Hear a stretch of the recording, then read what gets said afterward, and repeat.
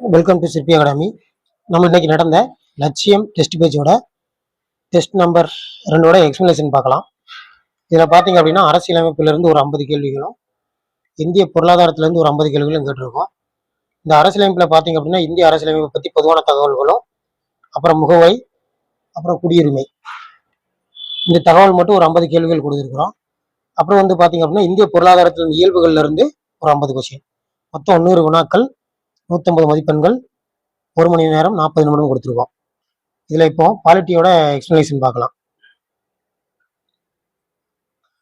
முதல் கேள்வியை பார்த்தீங்கன்னா, கூற்று 1922 மகாத்மா காந்தி இந்தியர்களுக்கான ஒரு அரசியலமைப்பு சட்டம் உருவாக்கப்பட வேண்டும் என்று வலியுறுத்தினார்.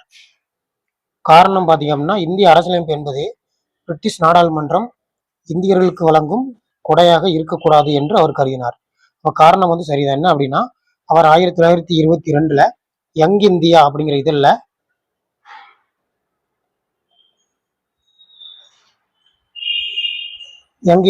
இதழில் வந்து இந்தியர்களுக்கு வந்து ஒரு தனி அரசியலமைப்பு வேணும் அப்படிங்கிற மாதிரி சொல்லியிருப்பாரு. அதான் சொல்லியிருக்காங்க.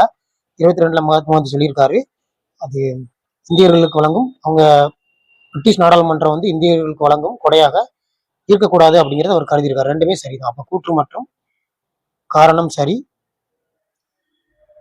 கூற்றுக்கான காரணம் சரியான விளக்கமாகும். அப்போ ஆன்சர் வந்து பி. அடுத்து 2வது கேள்வி பார்த்தீங்க அப்படின்னா, முகப்புரை சார்ந்த பொன்மொழிகள்ல முகப்புரை வந்து ஒரு ஜாதகம் அப்படின்னு சொன்னது யாருன்னா KM முன்சி. ஒரு சுருக்கமான வாதம்னு சொன்னது யாருன்னா எர்னஸ்ட் பார்க்கர். நீண்டகால கனவுன்னு சொன்னது யாருன்னா அல்லாடி கிருஷ்ணசாமி ஐயர். அடையாள அட்டை அப்படின்னு சொல்றது யார் அப்படின்னா பல்கிவாலா. ஆன்சர் என்ன வரும் பார்த்தீங்க அப்படின்னா, ஆக்கு வந்து 2, 2வதுக்கு வந்து இதுல 3வது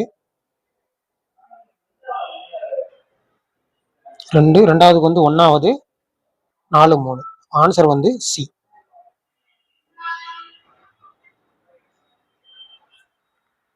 அடுத்து 3வது கேள்வி பார்த்தீங்க அப்படின்னா, நேரு அறிக்கை. நேரு அறிக்கை தொடர்பான கீழ்காணும் கூற்றுகளில் எது தவறானதுன்னு கேட்டிருக்காங்க. பிரிட்டிஷ் அரசின் சவாலை ஏற்று இந்த அறிக்கை தயாரிக்கப்பட்டது. சரிதான் அந்த கூற்று. யாருடைய சவால் அப்படின்னா பிர்கன்கட் பிரபு அப்படிங்கிற ஒருத்தர் இருப்பாரு.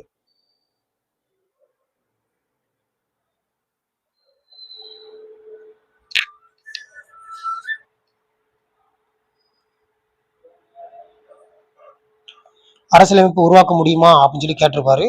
அந்த சவாலை ஏற்று தான் நேரு அறிக்கை வெளியிட்டிருப்பாரு. இந்த வெளியிட்டவர் யாருன்னு பாத்தீங்க அப்படின்னா மோதிலால் நேரு.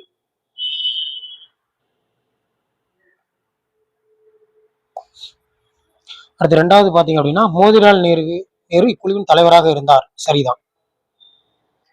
அடுத்து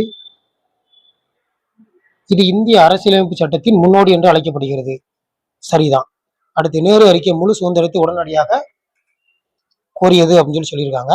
இது வந்து தவறானது. எதனால தவறு அப்படின்னு பாத்தீங்க அப்படின்னா, இது முழு சுதந்திரத்தை சொல்லல, தன்னாட்சி அந்தஸ்து மட்டும்தான் சொல்லியிருக்குது.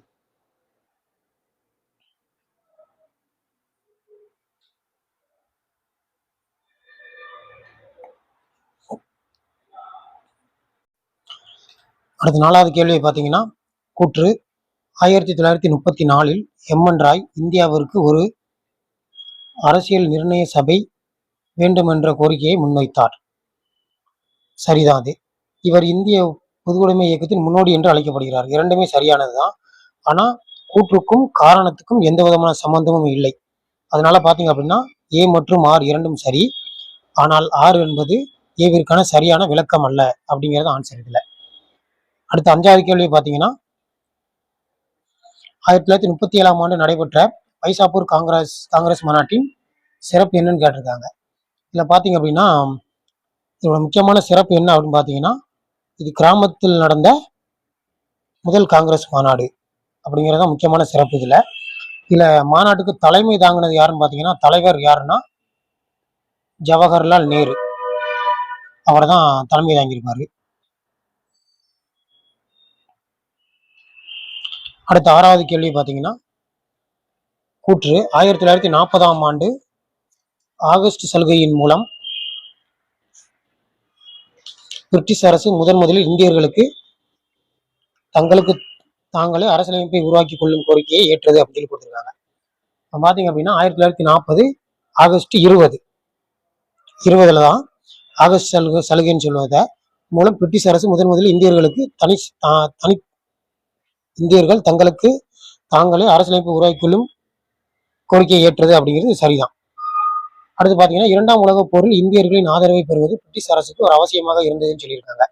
அப்போ ரெண்டுமே இல்லை சரியாக தான் இருக்குது. அப்போ உலகப் போரில் வந்து பார்த்தீங்க அப்படின்னா ரொம்ப நெருக்கடி இருந்ததுனால லின்லித்கோ பிரபு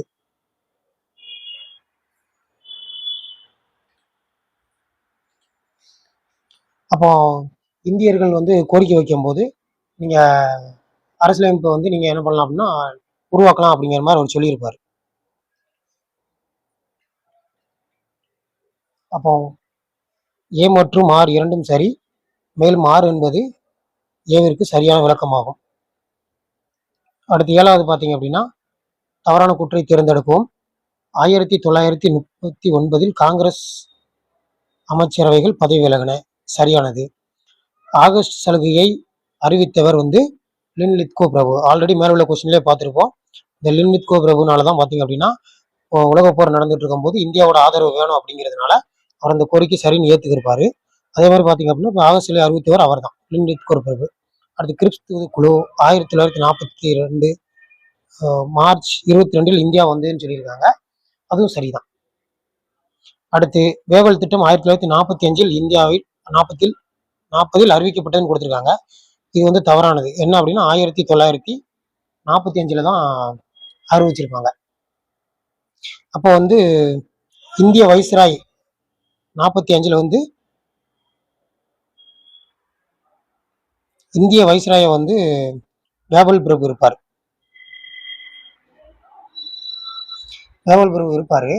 அப்போ வந்து இந்தியர்கள் வந்து தங்களுக்கான தனி அரசியலமைப்பு சட்டத்தை உருவாக்கி கொள்ளலாம் அப்படிங்கிற மாதிரி அவர் சொல்லியிருப்பார்.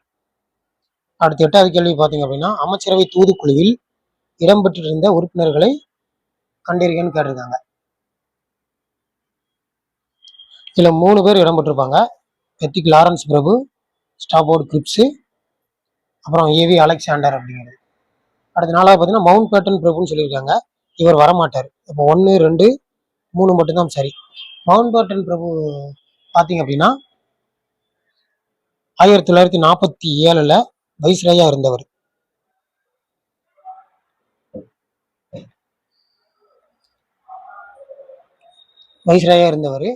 இந்தியாவின் கடைசி வைஸ்ராய் இவர் தான்.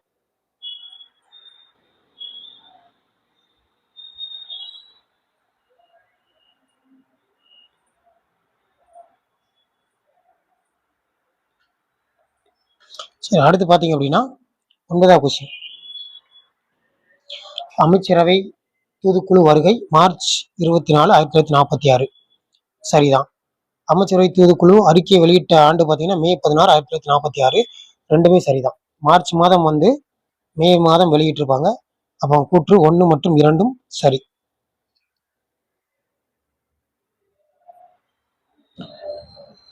அடுத்து 10வது கேள்வி பார்த்தீங்கன்னா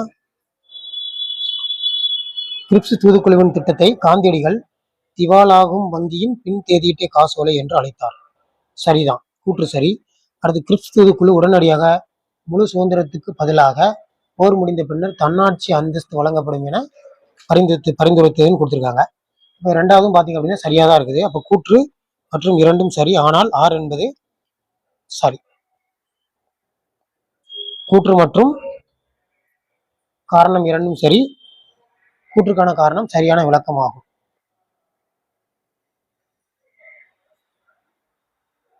அடுத்து கிரிப்ஸ் தூதுக்குழுவின் தோல்விக்கு பிறகு தொடங்கப்பட்ட முக்கியமான இயக்கம் எதுன்னு பார்த்தீங்க அப்படின்னா வெள்ளையனே வெளியேறு இயக்கம் தான். 1942 கொண்டு வந்திருப்பாங்க.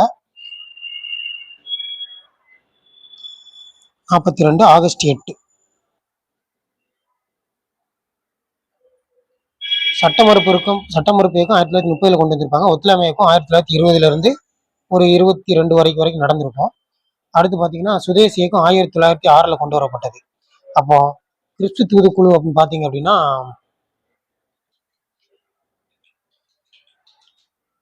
1942 மார்ச் 22 தான் வந்திருப்பாங்க. அப்ப அதுக்கப்புறம் ஆரம்பிக்கப்பட்டது பார்த்தீங்கன்னா 1942. இதுவும் 42 தான், இதுவும் 42 தான். ஆகஸ்ட் 8ல கொண்டு வந்திருப்பாங்க. மற்ற எல்லா வருஷமும் பார்த்தீங்க அப்படின்னா 1942க்கு முன்னாடியே இருக்கிறதுனால நம்மளுக்கு அந்த மூணுமே ஆப்ஷன் வந்து வராது. ஆன்சர் வந்து வெள்ளையனே வெளியேறு இயக்கம். அடுத்து பார்த்தீங்கன்னா 12வது கேள்வியை, இந்திய குடியுரிமை பெறுதல் மற்றும் நீக்குதல் தொடர்பான விதிகளில் மாற்றங்களை செய்யும் அதிகாரம் நாடாளுமன்றத்திற்கு உண்டு. சரிதான். இந்திய குடியுரிமை மாற்றுறது வந்து ஒரே ஒரு அமைப்பு மட்டும்தான் அதிகாரம் இருக்குது, நாடாளுமன்றம் மட்டும்தான். அடுத்த அரசியலமைப்பு விதி 10 குடியுரிமை விவகாரங்களை ஒழுங்குபடுத்தும் அதிகாரத்தை நாடாளுமன்றத்திற்கு மட்டுமே வழங்கியுள்ளதுன்னு சொல்லியிருக்காங்க. இதுல பாத்தீங்க அப்படின்னா அரசியலமைப்பு விதி வந்து குடியுரிமை விவகாரங்களை ஒழுங்குபடுத்தும் அதிகாரம் நாடாளுமன்றத்துக்கு மட்டும்தான் இருக்குது. இது சரிதான். ஆனா விதி வந்து 10 இல்ல, விதி வந்து பாத்தீங்க அப்படின்னா 11. அப்ப ஆன்சர் வந்து பாத்தீங்கன்னா கூற்று சரி, காரணம் தவறு. அடுத்து 13வது கேள்வி பாத்தீங்கன்னா, அரசியல் நிர்ணய சபையின் முதல் கூட்டத்திற்கு தற்காலிக தலைவராக சச்சிதானந்த சின்ஹா தேர்ந்தெடுக்கப்பட்டார். சரிதான். முதல் கூட்டம் எப்ப நடந்தது அப்படின்னா 1946 டிசம்பர் 9ல நடந்திருக்கும். அடுத்து சபையின் மூத்த உறுப்பினரை தலைவராக தேர்ந்தெடுக்கும் பிரெஞ்சு நடைமுறை அப்போது பின்பற்றப்பட்டது. அப்போ முதல்ல அரசியல் நிர்ணய சபை கூட்டம் கூடும்போது தலைவராக தேர்ந்தெடுக்கணும் அப்படிங்கிறத ஒரு பேசிட்டு இருக்கும் போது அப்போ என்ன பண்றாங்கன்னா, ஜேபி கிருபாலனின் ஒருத்தவங்க இருக்காங்க.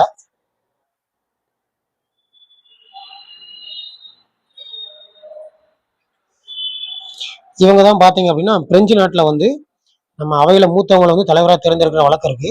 அதே மாதிரி நம்மளும் அதே பின்பற்றலாம், பிரெஞ்சு நடைமுறை பின்பற்றலாம் அப்படின்னு சொல்லியிருப்பாங்க. அந்த நடைமுறை பின்பற்றி சச்சிதானந்த சின்ஹாக ஒரு தற்காலிக தலைவராக என்ன பண்ணியிருப்பாங்க அப்படின்னா நியமிச்சிருப்பாங்க. அப்போ கூற்று மற்றும் காரணம் ரெண்டுமே சரிதான், சரியான விளக்கம். அடுத்து 14வது கேள்வி பார்த்தீங்கன்னா, அரசியல் நிர்ணய சபையின் சட்ட ஆலோசகர் PN ராவ் தொடர்பான சரியான கூற்று எதுன்னு கேட்டிருக்காங்க. இவர் ஹேக் சர்வதேச நீதிமன்றத்தின் நீதிபதியாக இருந்தவர். அது சரிதான். ஹேக் அப்படிங்கிறது இடம். ஹேக்கில் உள்ள சர்வதேச நீதிமன்றம் எங்க இருக்கு அப்படின்னா ஹேக் இருக்கு, அங்க உள்ள நீதிபதியா இருந்திருக்காரு. அடுத்து வரைவு குழுவிற்கு தனது வரைவு அறிக்கையை இவர் சமர்ப்பித்தார். ரெண்டுமே சரிதான். அப்ப 1 மற்றும் 2 சரி.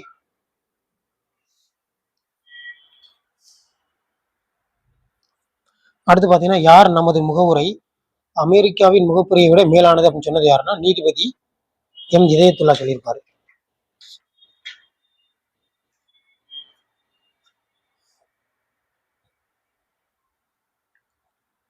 அடுத்து 16வது கேள்வி பாத்தீங்க அப்படின்னா, அரசியல் நிர்ணய சபை தொடர்பான கீழ்காணும் நிகழ்வுகளை கால வரிசைப்படுத்துகன்னு கேட்டிருக்காங்க.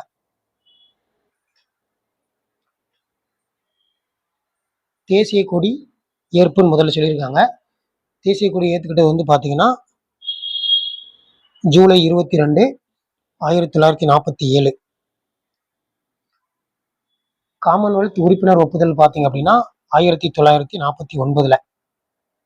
தேசிய கீதம் வந்து பாத்தீங்கன்னா 1950 ஜனவரி 24. முதல் நாடாளுமன்றம் தொடக்கம் வந்து 1952 மே மாசம். அப்ப இதுல முதல்ல எது வரும்னு பாத்தீங்கன்னா கால வரிசைப்படுத்துக அப்படிங்கிறது 47, 49, 50, 52. அப்ப ஆர்டர் படி பார்க்கும்போது 1, 2, 3, 4 அப்படிங்கிற ஆன்சர் வரலாம்.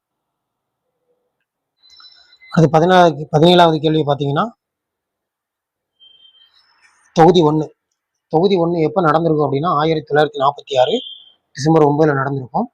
அடுத்து தொகுதி 5 பாத்தீங்க அப்படின்னா ஆகஸ்ட் 14ல நடந்திருக்கும் 1947. தொகுதி 11 பாத்தீங்க அப்படின்னா நவம்பர் 14 1949ல நடந்திருக்கும். தொகுதி 12 வந்து 1950 ஜனவரி 24 தான் கடைசி கூட்டம்னு சொல்லுவோம். அப்ப இதுல பாத்தீங்க அப்படின்னா தொகுதி 1ல என்ன முக்கியமான நிகழ்வு நடந்திருக்குன்னு கேக்குறாங்க. தொகுதி 1ல பாத்தீங்க அப்படின்னா இது வந்து முதல் கூட்டம். அப்ப அரசியல் நிர்ணய சபையின் முதல் கூட்டம் இது வந்து 1க்கு வரணும். அடுத்து தொகுதி 5ல பாத்தீங்க அப்படின்னா சுதந்திர நாளை வந்து என்ன பண்றாங்க அப்படின்னா சுதந்திர தினத்தன்று ஒரு அமர்வு வைக்கிறாங்க. அப்போ சுதந்திர தின அமர்வு. அடுத்து 3வது பார்த்தீங்க அப்படின்னா தொகுதி 11. தொகுதி 11ல் பார்த்தீங்க அப்படின்னா நவம்பர் 14 1940 சாரி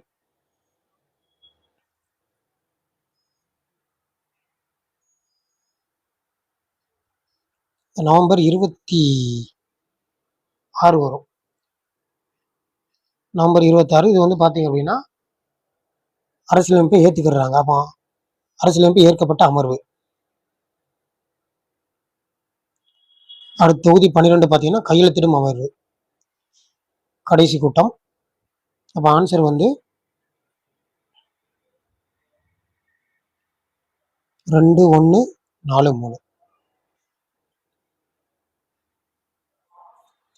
அடுத்து டாக்டர் ராஜேந்திர பிரசாத் தலைமை தாங்கிய குழுக்கள் எவை எதுன்னு கேட்டிருக்காங்க. இதில் வந்து 1 மற்றும் 2 தான் சரி.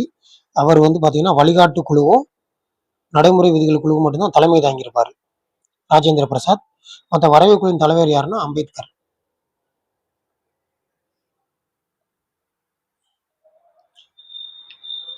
மத்திய அரசு அதிகார குழு தலைவர் யாருன்னு பார்த்தீங்க அப்படின்னா நேரு.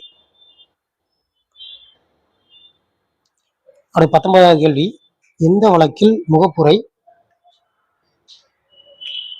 அரசியலமைப்பின் ஒரு பகுதியே என உச்சநீதிமன்றம் தனது முந்தைய தீர்ப்பை மாற்றியது அப்படின்னு கேட்டிருக்காங்க. இதுல வந்து பாத்தீங்க அப்படின்னா கேசவானந்த பாரதி வழக்குல தான் ஒரு பகுதி அப்படின்னு சொல்லியிருப்பாங்க. அப்போ 1960ல பெருவாறு யூனியன் வழக்குல முகப்புரை அரசியலமைப்பின் ஒரு பகுதி அல்ல அப்படிங்கிறது சொல்லியிருப்பாங்க. அப்புறம் 73ல பாத்தீங்க அப்படின்னா கேசவானந்த பாரதி வழக்குல இது ஒரு பகுதி தான் அப்படிங்கிற மாதிரி சொல்லியிருப்பாங்க. ஆன்சர் வந்து ஏ. அடுத்து 20வது கேள்வி பார்த்தீங்க அப்படின்னா இந்திய அரசியலமைப்பு சட்டத்தின் முகப்புரை முழு சட்டமும் உருவாக்கப்பட்ட பின்னர் இறுதியாக உருவாக்கப்பட்டதுன்னு சொல்லியிருக்காங்க.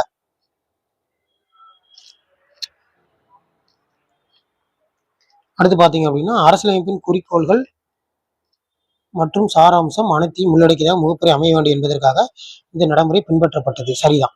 என்ன அப்படின்னா முகப்புரையில் என்ன இருக்கும் அப்படின்னா இந்த அரசியல் எத்தனை விதிகள் இருக்காங்க, எத்தனை பகுதிகள் இருக்கு, எத்தனை அட்டவணைகள் இருக்கு அப்படிங்கிற வந்து பொதுவாக முகப்புரையில கொடுத்துருப்பாங்க. அதனால பாத்தீங்க அப்படின்னா அது உருவாக்கப்பட்டதுக்கு அப்புறம் தான் இது உருவாக்கியிருப்பாங்க. அப்ப ரெண்டுமே சரிதான். கூற்று மற்றும் காரணம் இரண்டும் சரி. மேலும் ஆர் என்பது இதற்கான சரியான விளக்கம் ஆகும். அடுத்து 21வது கேள்வி பார்த்தீங்க அப்படின்னா இந்திய அரசியலமைப்பை ஒரு முதன்மையான சமூக ஆவணம் என்று போற்றியவர் யார் அப்படின்னு பார்த்தீங்க அப்படின்னா கிரான்வில்லே ஆஸ்டின், ஒரு அமெரிக்க வரலாற்று ஆய்வாளர்.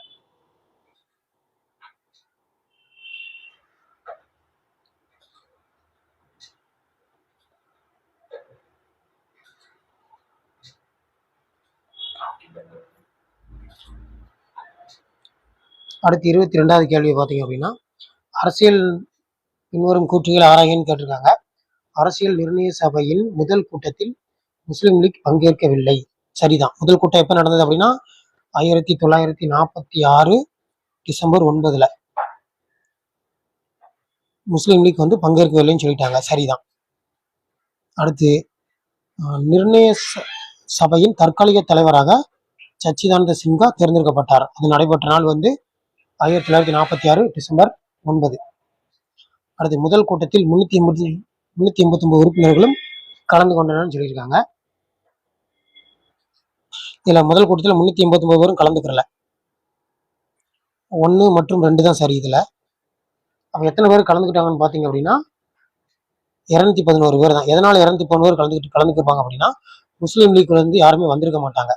கலந்து கொள்ளாததுனால உறுப்பினர்களோட எண்ணிக்கை வந்து குறைஞ்சிருக்கும்.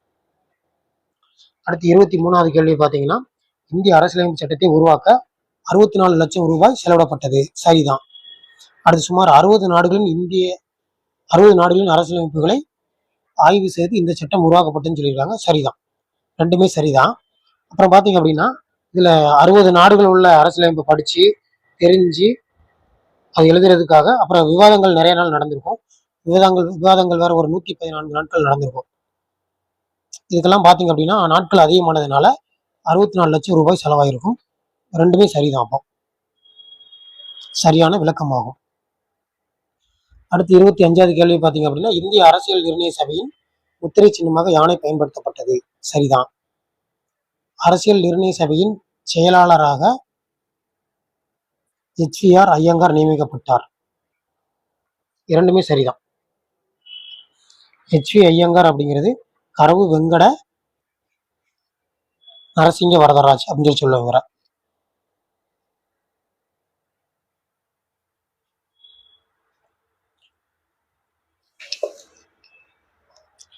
அடுத்து 25வது கேள்வி பார்த்தீங்க அப்படின்னா, அரசியல் நிர்ணய சபையின் இறுதி கூட்டத்தில் எத்தனை உறுப்பினர்கள் அரசியலமைப்பில் கையொப்பமிட்டனர் கேட்டிருக்காங்க.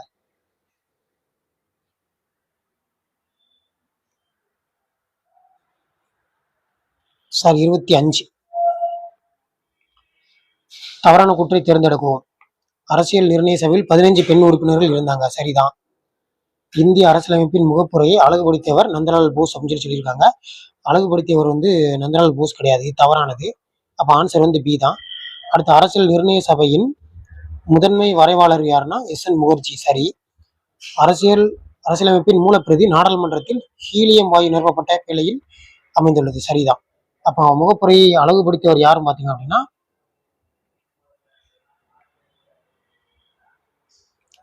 ஏகர் ராம் மனோகர் சின்ஹா.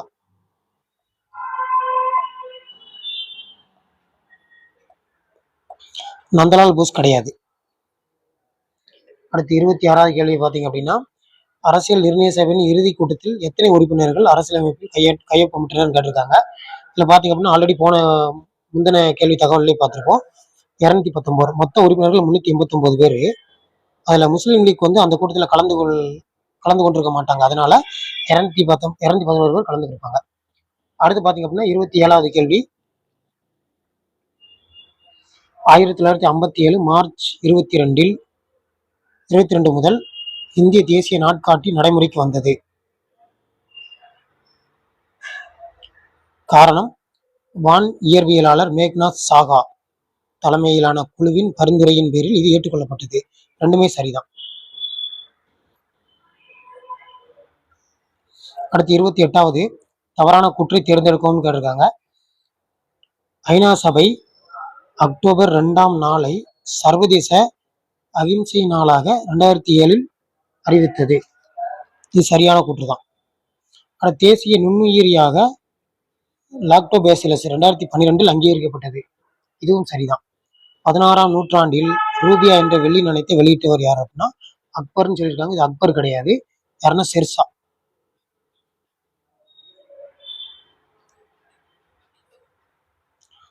சூரி தான் வெளியிட்டிருப்பாரு.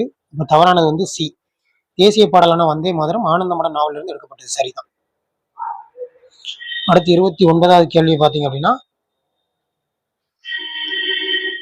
கூற்று 1976ஆம் ஆண்டு 42வது அரசியலமைப்பு சட்டத்திட்டத்தின் மூலம் முகப்புரையில் சமதர்மம், சமய சார்பின்மை, ஒருமைப்பாடு ஆகிய 3 சொற்கள் சேர்க்கப்பட்டன. காரணம், இந்திய அரசியலமைப்பின் முகப்புரை இதுவரை ஒரே ஒரு முறை மட்டுமே திருத்தப்பட்டுள்ளது. இந்திய அரசியலமைப்பு ஒரு முறை மட்டும்தான் திருத்திருக்காங்க. அந்த ஒரு முறையில 3 சொற்கள் சேர்த்திருக்காங்க. ஒன்று சமதர்மம், சமயச்சார்பின்மை, ஒருமைப்பாடு. ரெண்டுமே சரிதான்.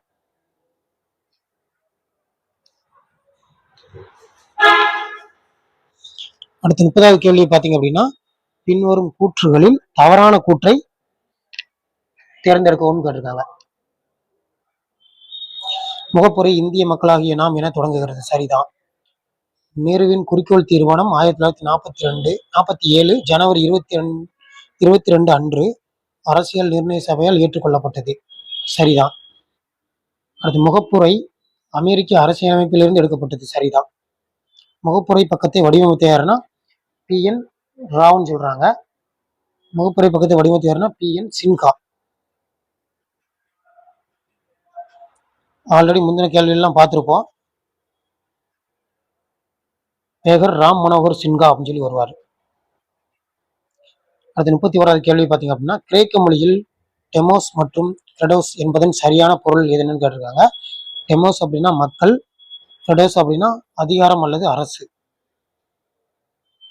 அடுத்து 32வது கேள்வி பார்த்தீங்க அப்படின்னா, முகப்புரை இறையாண்மை மிக்க குடியரசின் ஜாதகம் என்று K.M. முன்சி குறிப்பிட்டார்.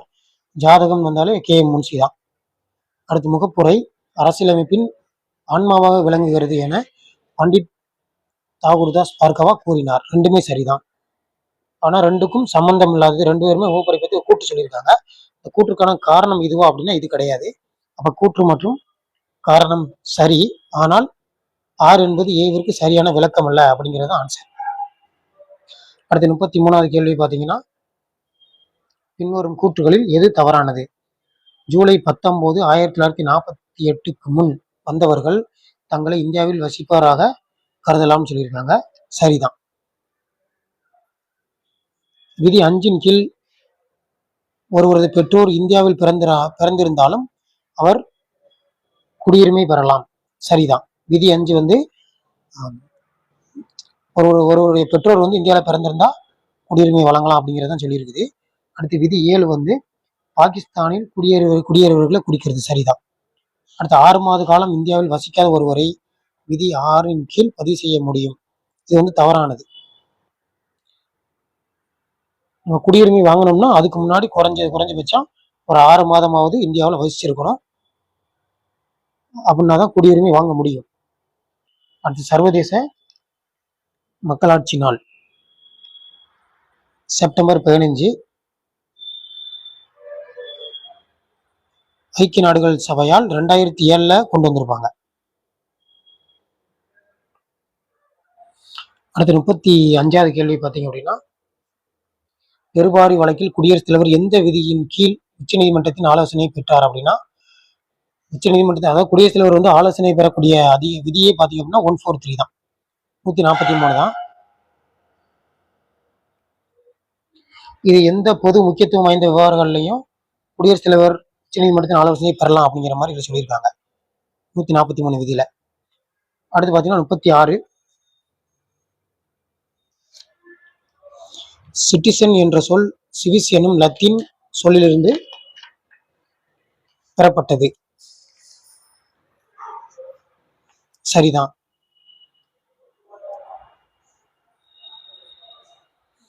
இதன் பொருள் ஒரு நாட்டின் தலைநகரில் வசிப்பவர் என்பதாகவும் சொல்லியிருக்காங்க. தலைநகர் கிடையாது, ஒரு நாட்டின் நகர அரசில் வசிப்பவர்னு வரணும். நகர அரசில் வசிப்பவர் வந்தா சரி. அப்ப கூற்று 1 மட்டும் சரி. அடுத்து 37வது பாத்தீங்க அப்படின்னா, இந்திய அரசியலமைப்பு ஒற்றை குடியுரிமையை வழங்குகிறது. சரிதான். இந்திய குடிமக்கள் தாங்கள் வசிக்கும் மாநிலத்திற்கு தனித்தனி குடியுரிமை பெற முடியாது.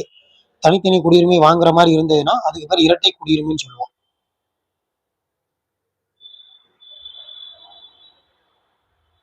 ஆனா இந்தியாவில் வந்து ஒரே ஒரு குடியுரிமை மட்டும் இருக்குன்னா ஒற்றை குடியுரிமை. இரண்டுமே சரிதான்.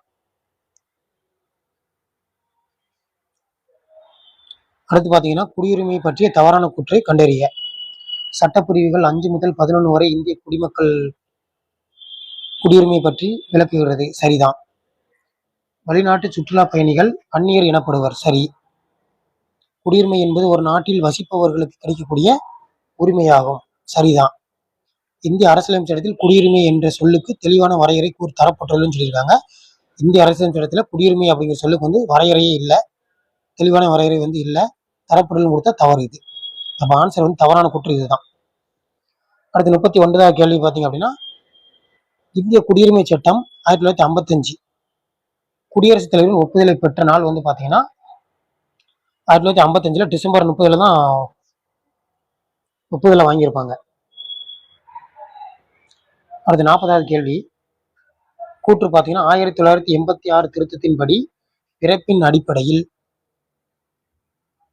குடியுரிமை பெற பெற்றோரில் ஒருவர் இந்திய குடிமகனாக இருக்க வேண்டும். காரணம், இத்திருத்தம் இந்திய குடியுரிமை பெறுவதை மேலும் எளிதாக்கின்னு சொல்லியிருக்காங்க. 1986 படி குடியுரிமை பெறணும்னா பெற்றோர்ல ஒரு ஆள் மட்டும் கண்டிப்பா இந்தியாவில் பிறந்திருக்குன்னு சொல்லியிருக்காங்க. சரிதான். ஆனா இந்த திருத்தம் வந்து இந்திய குடியுரிமை பெறுவதை எளிதாக்கியதுன்னு சொன்னா தப்பு. கடினமாக்கியது அப்படிங்கிறதான் சரியானது. ஏன் அப்படின்னா கடினமாக்கியது.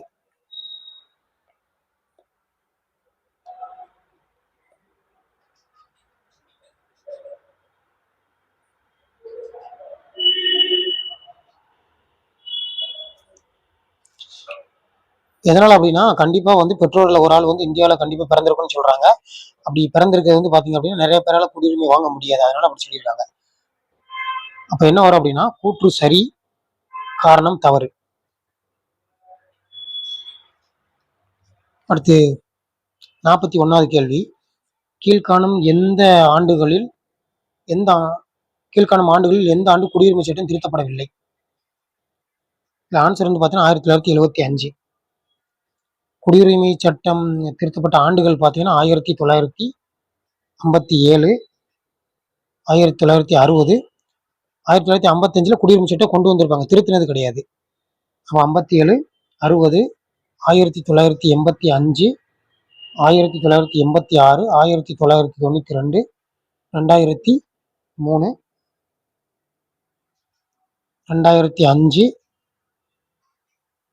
2015, அடுத்து 2019 ஆகிய ஆண்டுகளில் திருத்திருப்பாங்க. அதில் பார்த்தீங்க அப்படின்னா 75ல் மட்டும் திருத்திருக்க மாட்டாங்க. அடுத்து 42வது கேள்வி. 2004 டிசம்பர் 3 மற்றும் அதற்கு பின் இந்தியாவில் பிறந்தவர்கள் குடியுரிமை பெற வேண்டுமானால் எது அவசியமானது? முதல்ல பார்த்தீங்க அப்படின்னா பெற்றோர்கள் இருவருமே வெளிநாட்டவராக இருக்கலாம் சொல்லியிருக்காங்க.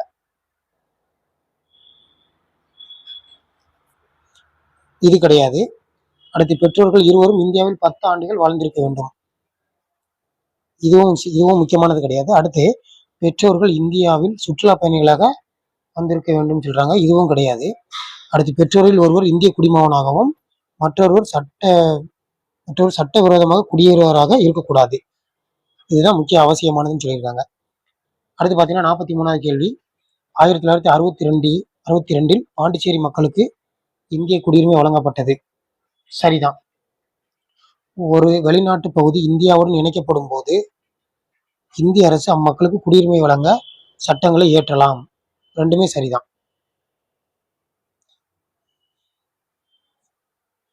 இந்தியாவோட எந்த பகுதி சேர்த்தாலும் அவங்களுக்கு குடியுரிமை வழங்கலாம் அப்படிங்கிற நம்ம அரசியலமைப்பு சட்டத்திலேயே கொடுத்திருக்கிறாங்க. கூற்று மற்றும் காரணம் சரி. கூற்று வந்து காரணத்தை விளக்குகிறது. சரி, கூற்றை காரணம் விளக்குகிறது, சரிதான். அடுத்து 44வது பார்த்தீங்க அப்படின்னா கூற்று. 1947 மார்ச் 1க்கு பிறகு இந்தியாவிலிருந்து பாகிஸ்தானுக்கு சென்ற எவரும் இந்திய குடிமகனாக கருத மாட்டார். சரிதான். 47க்கு பிறகு இந்தியாவிலிருந்து பாகிஸ்தான் போனாங்க அப்படின்னா இந்திய குடிமகனாக கருத மாட்டாங்க. அடுத்து விதி 7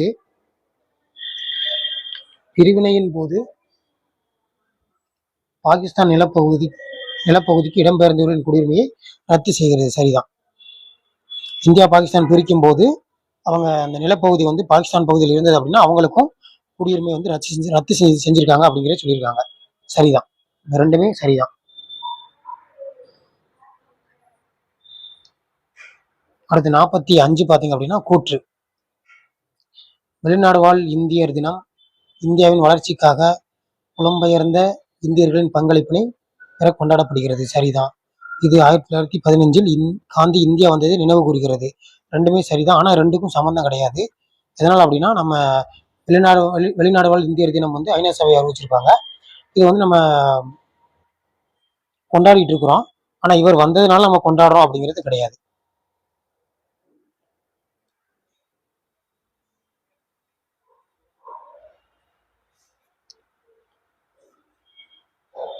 அடுத்து பார்த்தீங்கன்னா 46வது கேள்வி.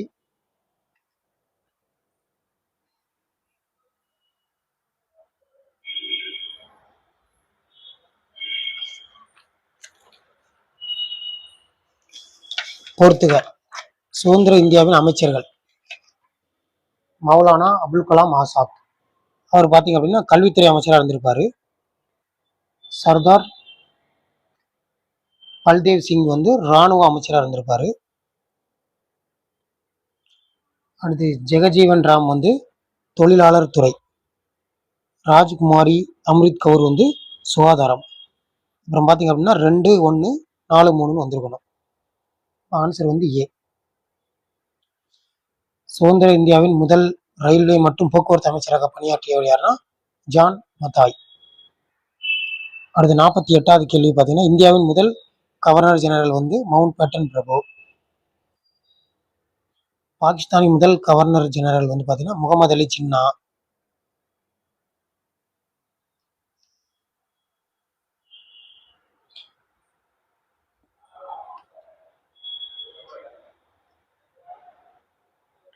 அடுத்து பார்த்தீங்கன்னா பாகிஸ்தானின் முதல் பிரதமர் யாருன்னா லியாகத் அலி கான். இந்தியாவின் முதல் பிரதமர் வந்து நேரு. ஆன்சர் வந்து 3, 1, 2, 4. ஆன்சர் வந்து பி பாம்பே.